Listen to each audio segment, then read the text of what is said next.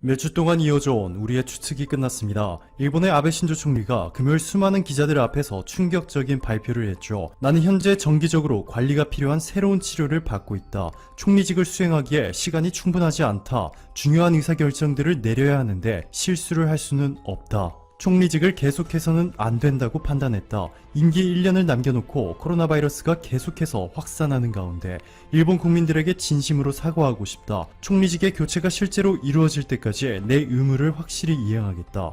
라고 전한 뒤 힘없이 기자회견 자리를 떠났습니다. 이 소식이 알려지자 전세계 언론들은 앞으로 일본의 미래에 대해 상당히 부정적으로 보기 시작했습니다. 영국의 BBC는 다음 주 화요일 일본 정부가 새로운 총리를 선출하기 위한 선거 방법을 결정할 것이다. 총리 선거를 위한 의회 투표가 뒤따를 것이다. 아베 총리를 이을 잠재적 후임자는 이미 등장했다. 아소다로 부총리, 스가 요시히데 관방장관, 기시다 후미오 자민당 정책실장. 그렇지만 어느 누구도 정부의 현재 정책에 크게 벗어나지 못할 것이다 보도했고, 뉴욕타임스는 아베 총리는 자신의 장질환의 재발을 겪었다며 사임을 결정했다 라며 아베 총리가 코로나 바이러스 유행병에 완전히 집중할 수 있는 새로운 지도자를 위해 내가 물러나겠다.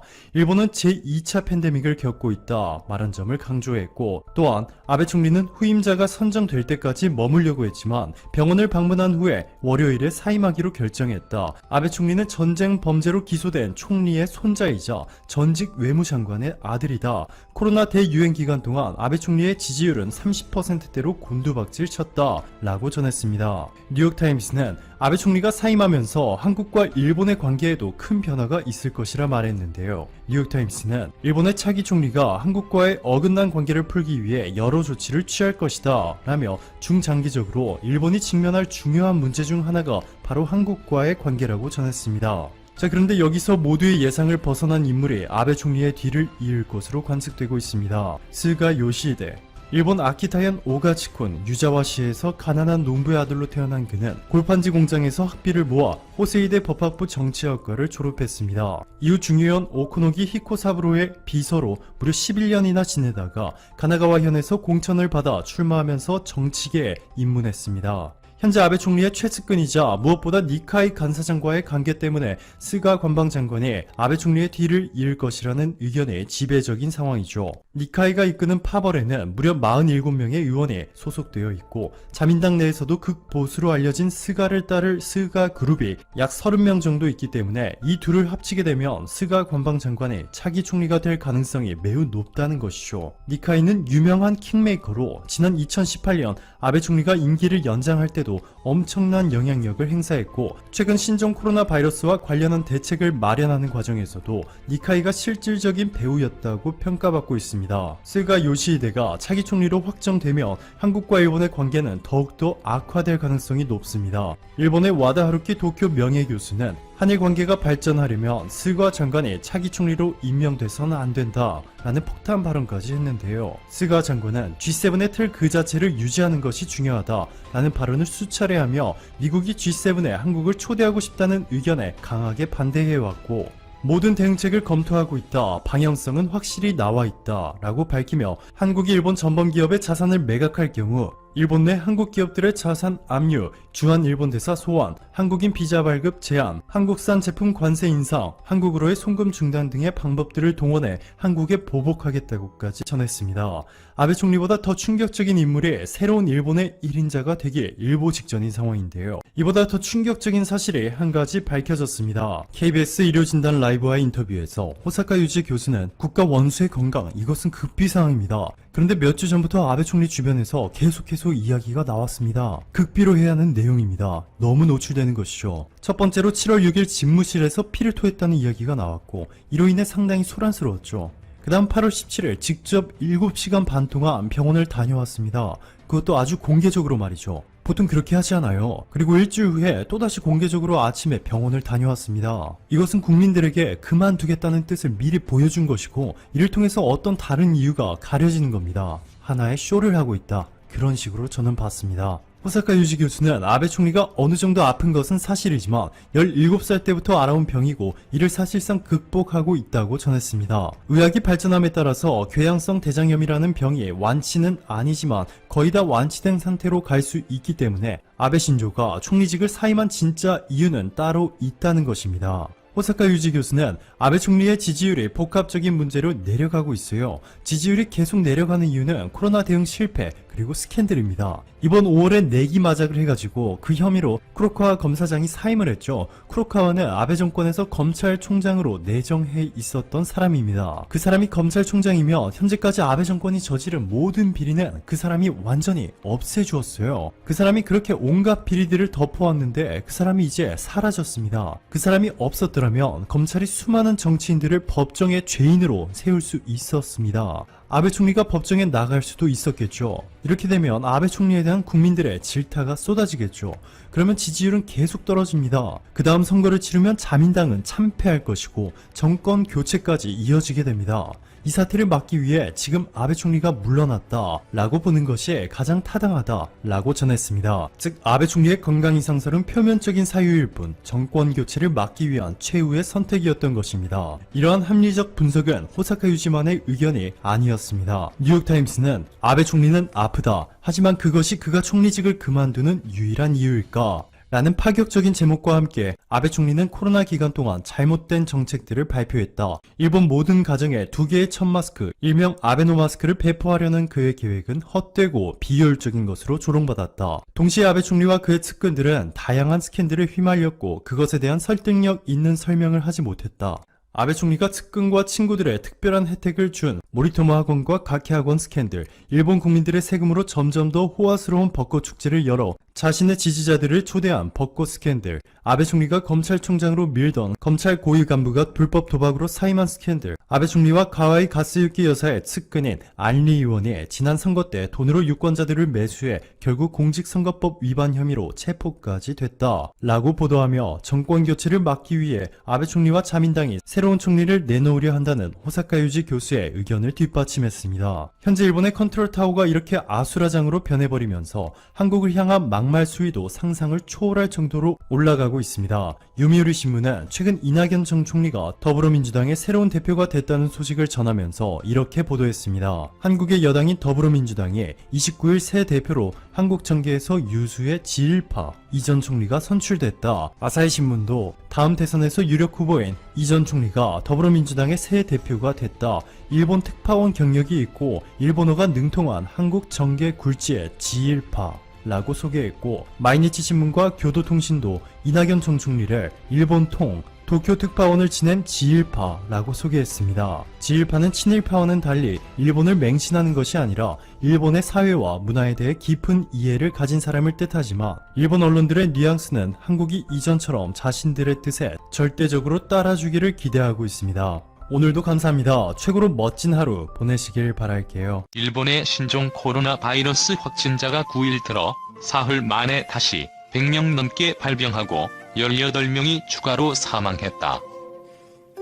NHK와 지지통신 등은 각 지방자치단체와 후생노동성의 발표를 집계한 결과 9일 오후 11시 40분까지 도쿄도에서 36명, 오사카부 16명을 포함해 전국에서 104명이 신규 감염에 누계 환자가 16,489명에 달했다고 보도했다. 확진자가 가장 많은 도쿄도는 추가 확진자가 7일 연속 100명을 하회하면서 감소세를 보였지만 총 감염자는 4,846명으로 늘어났다. 일본 내 코로나19 환자는 전세계편으로 중국에서 귀국한 다음 감염이 확인된 14명과 공항 검역 과정에서 확진자로 드러난 사람을 포함해 15,777명에 이르렀다. 여기에 집단 발병으로 요코하마항에 격리 정박했던 대형 유람선 다이아몬드 프린세스호에 탔던 승객과 승조원 환자 712명을 합치면 총 확진자는 26,489명이 됐다. 또한 일본 국내 감염자 가운데 도쿄에서만 9명 등 전국에서 18명이 하루 사이 숨지면서 사망자가 606명으로 600명을 넘었다. 크루즈선 승선 사망자 13명을 더하면 총 619명이 지금까지 목숨을 잃었다. 일본에서 코로나19에 감염한 일본인과 중국인 여행객, 귀국 환자 등 15,777명의 분포를 보면 도쿄도가 4,846명으로 전체의 30% 이상을 차지했다. 한편 일본 국민 MC로 불리는 방송인 오구라 토모아키가 신종 코로나 바이러스 감염증 방역 대책을 언급하며 한국에 도움을 청할 것을 제안하자 일부 보수 우파 네티즌이 공분하고 있다. 비난이 폭주한 오구라의 발언은 6일 후지 TV 간판 프로그램 도쿠다네에서 나왔다. 진행자인 오구라는 이날 코로나19 확진자가 급감한 한국은 오늘부터 사회적 거리두기를 해제하는 조치를 발표했다며 코로나19에 대응하는 한일 양국 정부의 차이를 분석했다. 이어 방송에는 점차 일상생활에 활기를 띤 한국의 모습이 그려졌다. 10만 명 당 유전자 증폭 검사 수를 비교했을 때 일본은 118건인데 반해 한국은 1198건을 기록하고 있다며 K방역의 화제성을 조명하기도 했다. 감염 경로를 알 수 없는 깜깜이 환자가 한국은 전체 확진자의 약 6%뿐이지만 일본은 도쿄에만 72%에 달한다는 설명도 덧붙였다. 이 같은 상황을 전한 오구라는 한국이 일본 확산을 억제하기 위해 협력할 수 있다고 말한 보도가 있었다며 말문을 열었다. 지난 1일 우리 외교부가 일본 정부에 대한 정부 차원의 방역 물품 지원은 다진하거나 요청받은 바 없다면서도 일본은 우리의 가까운 이웃으로 코로나19 대응 등 필요한 분야에서 협력해 나가고자 한다고 밝힌 것 언급한 것으로 보인다. 그러면서 지금 한일 관계는 아주 나쁘지만 이번이 좋은 계기가 될 수 있다며 일본이 한국에 고개 숙이고 코로나19 대책을 배워야 한다고 강조했다. 방송이 끝나자 오구라의 발언은 기사화돼 쏟아졌고 온라인 커뮤니티와 SNS를 중심으로 확산됐다. 그러자 일부 우익 네티즌들은 분노했다.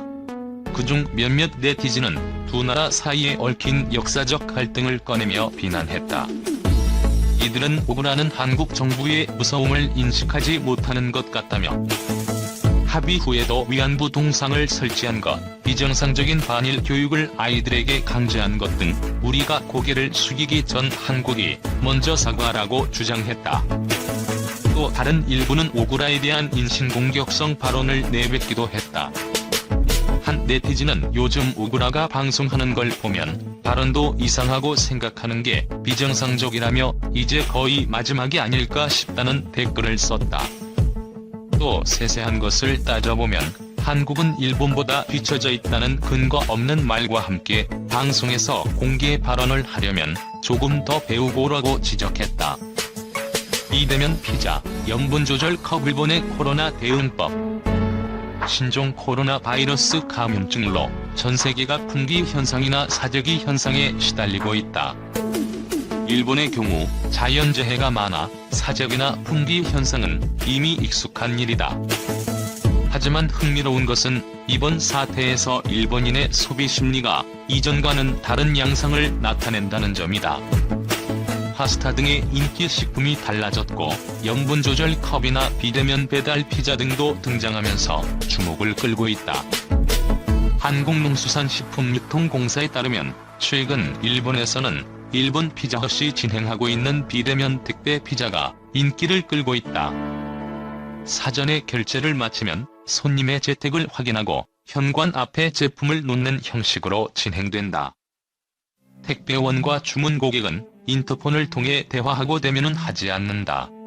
소비자로부터 안심감이 들어 정말 좋다. 외출 차지 지역이라 큰 도움이 된다 등의 평을 받으며 이용객 수는 급속히 증가하고 있다. 도미노 피자제 밴도 이와 같은 서비스를 추진하고 있다. 감염 확대를 신경 쓰는 고객에 대한 배려, 친절함이 소비자의 마음을 사로잡고 있다. 염분 조절 컵도 등장했다. 컵라면 등 즉석면은 이번 코로나19 사태 속에 높은 수요를 보이는 제품이다. 그 중에서도 건강면까지 고려된 염분 조절 컵이 소비자의 큰 호응을 얻고 있다. 즉석면을 제조 판매하는 뮤조식품에서 개발한 염분 조절 컵은 제품에 들어가는 염분의 양은 그대로이다. 하지만 컵라면의 표시선까지 국물을 남기고 버리면 염분 조절이 가능하다. 기존 상품과 염분량을 그대로 유지하지만 소비자가 직접 조절이 가능해 편리하다는 평을 얻고 있다. 파스타의 인기도 눈에 띈다. 지난 2월은 마스크, 화장지 등 생활 관련을 중심으로 수요가 높았으나 3월부터 학교가 휴교되면서 비축형 제품, 즉석면, 파스타, 쌀, 햇반, 수프 등의 움직임이 활발해졌다. 동북지역 6개 현에서 전개하고 있는 유통업체 코프동북의 경우 파스타는 공급이 수요를 따라가지 못했음에도 3월, 지난해 같은 기간보다 4배의 매출을 올렸다. 동일본 지진 당시에는 파스타에 별다른 움직임이 없었으나 이번 코로나 사태에서는 아이들이 집에 머무르는 시간이 길어지면서 집밥 외에 새로운 파스타의 수요가 높아진 것으로 보인다.